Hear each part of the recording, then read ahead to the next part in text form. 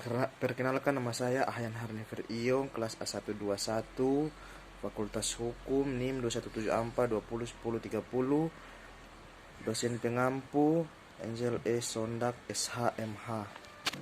Saya akan mempresentasikan tugas saya berjudul Hukum Laut. A. Pendahuluan. Sebagaimana disebutkan dalam UUD tahun 1945, negara Indonesia adalah negara kesatuan yang berbentuk republik sebelum disahkannya Konvensi PBB tentang hukum laut pada tanggal 10 Desember 1982 di Montague Bay, Jamaica. Negara Indonesia merupakan negara pantai. Perairan Indonesia yang meliputi laut teritorial, perairan pedalaman, perairan kepulauan, laut zona ekonomi eksklusif, dan landas kontinen Indonesia, baik permukaan lautnya, daerah perairannya, maupun daerah dasar laut dan tanah bawahnya, memiliki manfaat atau fungsi yang sangat besar.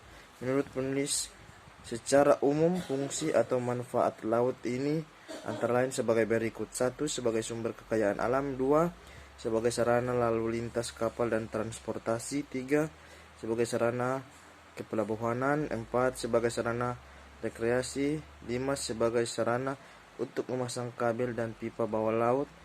6. Sebagai sarana untuk melakukan penelitian ilmiah kelautan.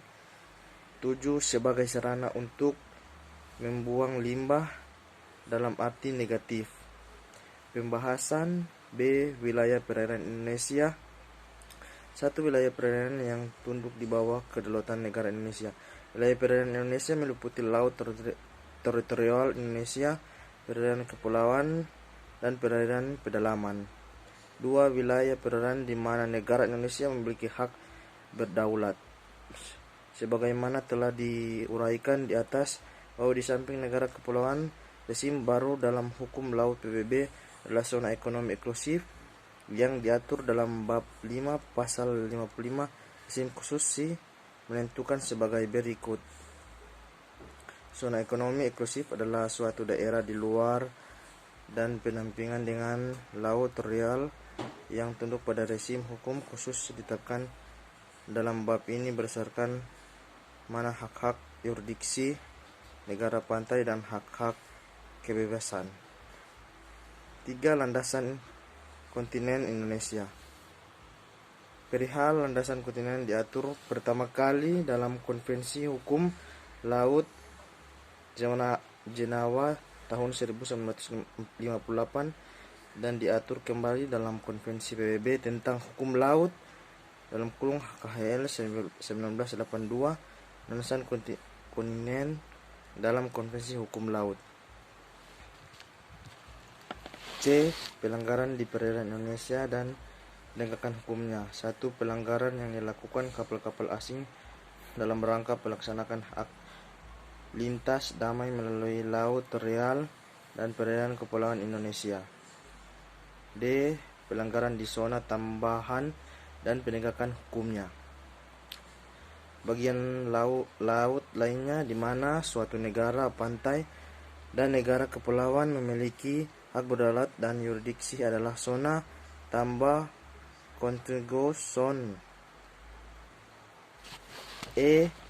Pelanggaran di zona ekonomi eksklusif Indonesia dan penegakan hukumnya.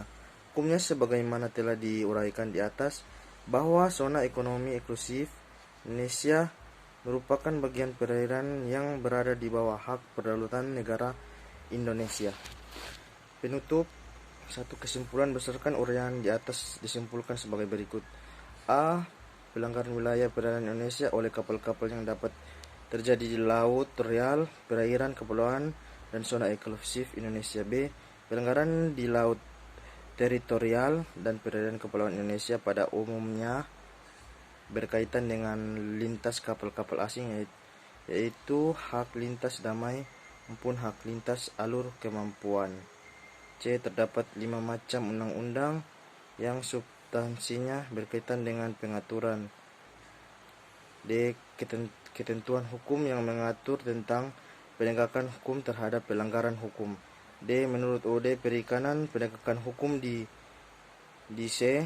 dilakukan oleh pengawas perikanan dengan menggunakan kapal pengawas perikanan yang dapat dipersenjatai. 2. Saran, hendaknya pemerintah Indonesia menyusun RUU yang khusus mengatur penegakan hukum yang berkaitan dengan pelanggaran peraturan perundang-undangan yang berkaitan dengan hak lintas damai dan hak lintas alur kepulauan Indonesia serta pelanggaran UU Perikanan di C. Pengaturannya harus dibedakan sebagai berikut: 1. Dalam hal pelanggaran oleh kapal-kapal. 2. Dalam hal pelanggaran oleh kapal-kapal asing yang berkaitan dengan perikanan di laut teritorial. Demikian presentasi saya. Saya akan mempromosikan kampus saya, yaitu Universitas Pembangunan Indonesia Manado. Nama saya Ahyan Hadaber Iong, program studi Fakultas Hukum tahun ajaran 2021 kelas A121. Anda baru lulus atau lulus SMA, SMK, masih bingung mencari tempat kuliah, mau mencari tempat kuliah yang terjangkau dan fasilitasnya memadai, namun dengan tenaga pendidik yang profesional. Saat ini saya akan mempromosikan kampus saya, yaitu Universitas Pembangunan Indonesia Manado. Biasanya kampus kami mempunyai 6 program studi, yaitu yang pertama Fakultas Keperawatan, yang kedua Fakultas Pertanian, yang ketiga Fakultas Ilmu Sosial dan Politik, yang keempat Fakultas Hukum, yang kelima Fakultas Teknik, yang keenam Fakultas Sastra. Terima kasih.